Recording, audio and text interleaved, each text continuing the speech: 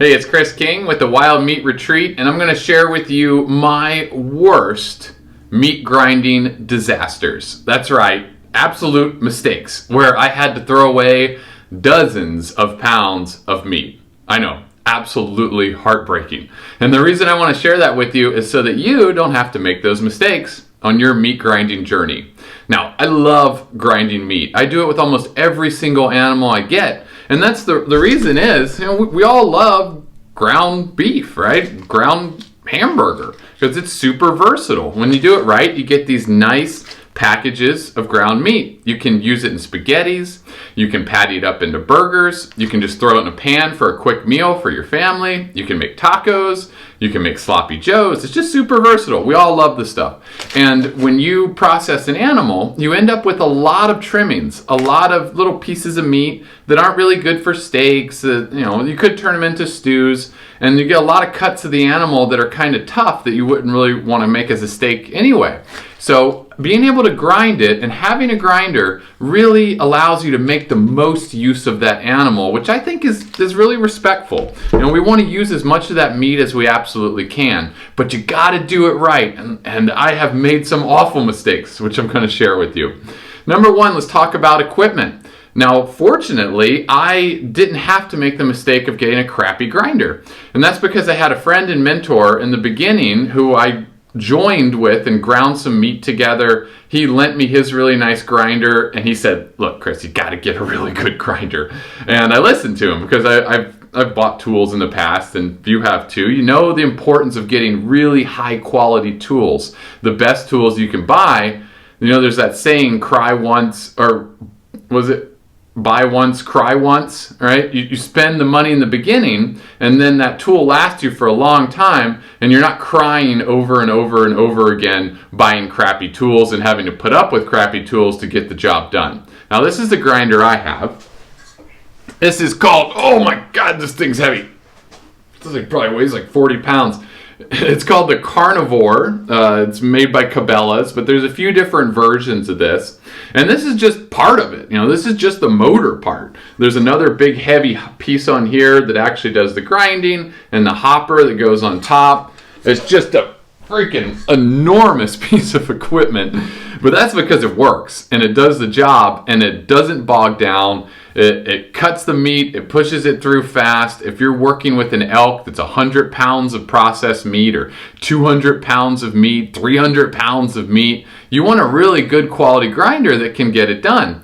Even when I do a small white-tailed deer or something like that, and I'm only putting 20, 30 pounds of meat through it, I'm really happy that I have it, because it really does the job. I hear stories of people, starting out with one of those hand grinders. You gotta crank it, or some kind of cheap, like $50 grinder that slows down, and it's painstaking to work through it. And I know we've all got a budget, but spend the money on the good tools. And the thing is, you can spend the money on good tools when you're processing your own animals. Because a lot of people, they don't process their own deer and elk and wild game. They take it to a processor or meat processing plant, and someone does it for them. And yeah, that might seem really convenient, but it can take a long time to get your meat back. You don't know what's happening to it. If it's getting mixed up with other people's meat who might have been using lead bullets, and there's lead fragments in the shavings. I always use copper bullets to avoid that. And when I do my own animals, I know that there's no lead getting in there. You might have gotten meat that was dropped on the floor. Who knows what happens, right? There's a lot of confidence and peace of mind that comes from doing it yourself. And you get to save a lot of money, which you can then invest in good quality tools. That grinder was expensive. I think it was $550 or something. I bought it several years ago. But that's okay, because that thing's going to last forever, and I know it's going to do the job when I want it to. So get yourself some good tools. The next tool I like to use is a vacuum sealer. You don't have to use a vacuum sealer. You can do it the traditional way of wrapping your meat in plastic wrap and then butcher paper, which is great. A lot of professional processors use it too, and it works really well at preserving the meat. But you can't see it. I feel like this lays in the cooler better in the freezer, and I can see what it is. I can write right on the package. And the big thing I like about this is it's one step. So you get your bag, you put your meat in there, put it in the vacuum sealer, seals it, vacuums it, pulls the air out, and seals it, so that's all you have to do. You don't have to then wrap it in butcher paper. It also makes a lot less waste. I'm always frustrated when I'm getting one of those packages and I open up the butcher paper, I opened up the plastic wrap, and I got this just big wad of garbage that I've got to throw away with every cut of meat. With this, all you got is just one bag you've got to throw away. It's not so bad. But that gets me to my first disaster, buying a crappy vacuum sealer, which I did at first. I thought, whatever, it's a vacuum sealer, it'll work. Just sucks out the air. And the first one I bought, I think it was $40 or something. I was like, oh, great deal. Kind of worked, kind of sucked the air out, but I was new at it. I didn't know what a real vacuum seal looks like. And those bags ended up opening up. They weren't that well sealed in the freezer. And when you get air on the meat in the freezer, that's the enemy of preservation. So you get frostbite, you get bacteria growth, and that meat can go bad. So the best vacuum sealers suck all the air out. You'll see it in the store when you buy, a piece of cheese or something from a commercial place that has a really good vacuum sealer, and that thing has got no air in it. That's what you want your meat to look like when you put it in the freezer. I got this crappy sealer. I sealed up a whole deer, put it in there, started eating through it. A few months later, it started tasting funky. I pulled those bags out of the freezer and was like, oh my God, this is terrible. They had all opened up, and I had to throw away an entire grind worth of deer. Absolutely heartbreaking. If you've ever had to throw away the meat that you work so hard to hunt, that you work so hard to process, just throwing it in the garbage can or feeding it to a dog, or giving it to the coyotes or whatever, try to get somebody to eat it, but it's heartbreaking. It really is. It's awful. I wrote a bad review for that product. So get yourself a good vacuum sealer. The one I'm using now that I've been using for a few years is the Food Saver brand. And it didn't even cost that much more. I think it was $70, $80, maybe $100. But that's been working pretty well. It does a good job. It gets almost all the air out. You can see there's a little bit of air pockets still in there, but it seems to work pretty well. We consistently keep meat for about a year before we start hunting again, and then try to eat it all through or give it to friends or whatnot. But it works pretty well. I'm gonna upgrade really soon to a chamber vacuum sealer.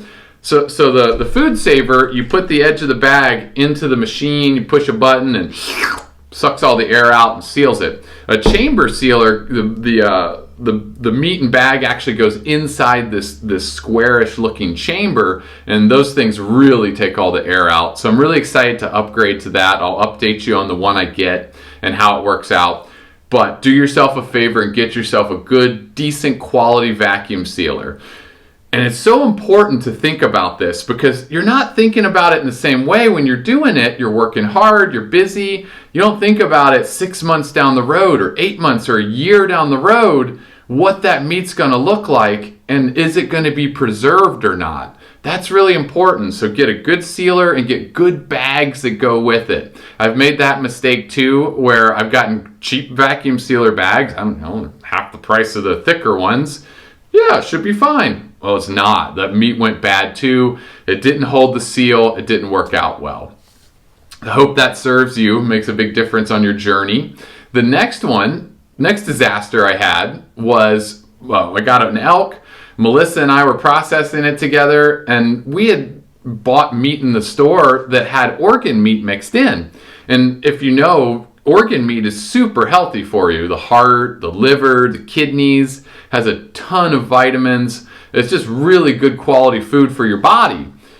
But I learned that I kind of like my organs separate when I want to eat them. But we had the idea, just mix it all in with the other meats, throw it all together, and then we get a little organ every time we pulled out our package of ground.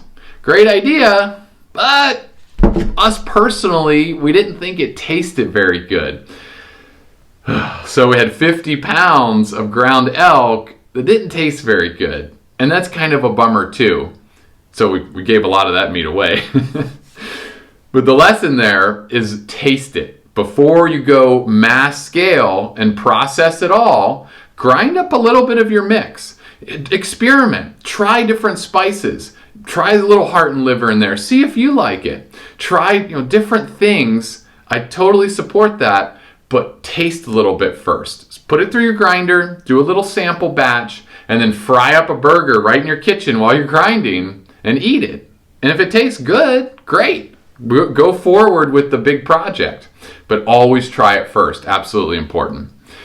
My next disaster, this one was the first one I made really, and probably the most heartbreaking, was I got this white-tailed deer.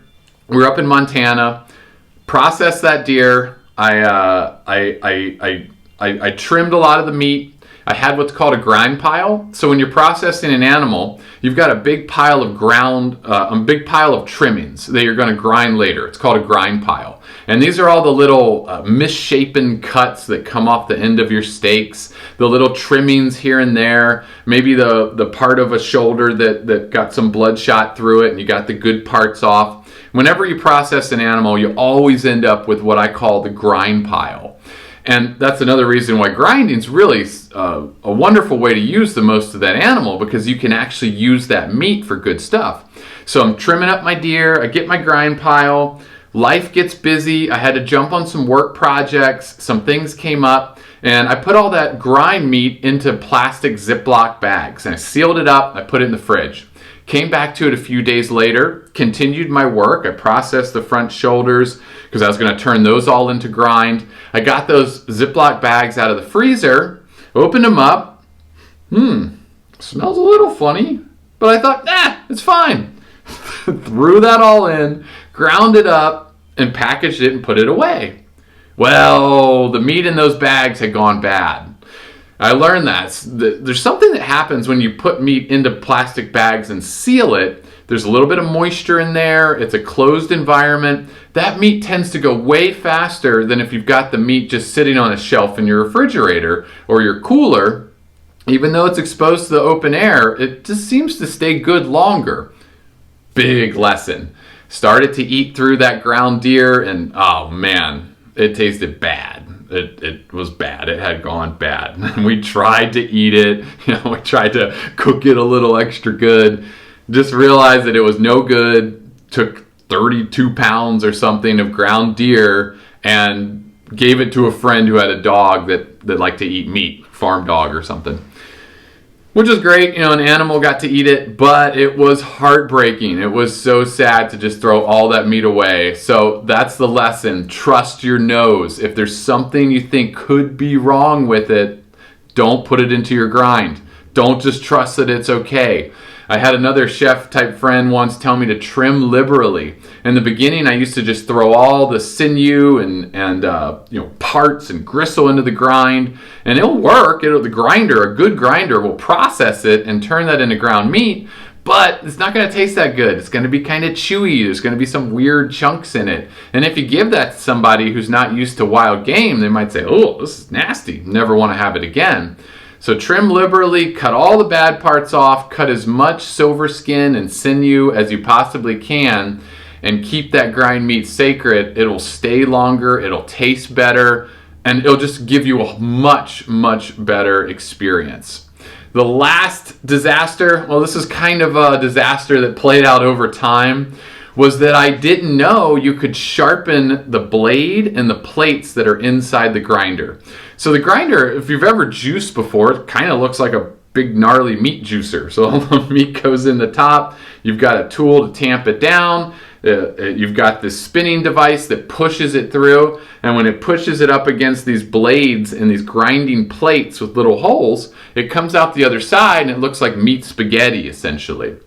So what happens though is those plates and that blade get dull, just like a knife gets dull. And I had ground up dozens of animals and I just kept going and going and going.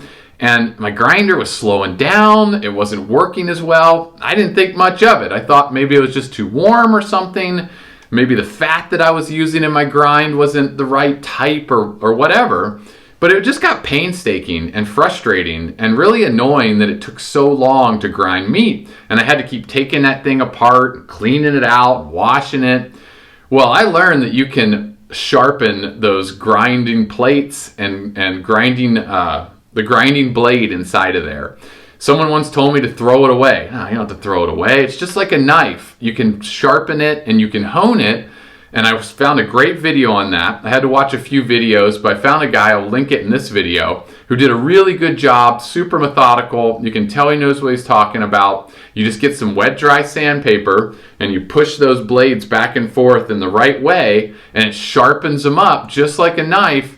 And wow, that thing would just push meat through it in no time. Super powerful experience learning how to sharpen your tools. Kind of like that equipment piece. You got to get good stuff, you got to take care of it, and you got to keep it sharp. Just like your knife. If you're processing an animal with a dull knife, it gets old really fast and no fun. You take a break, you sharpen that thing up, and then all of a sudden it's working great again and you feel good about it and you're not frustrated.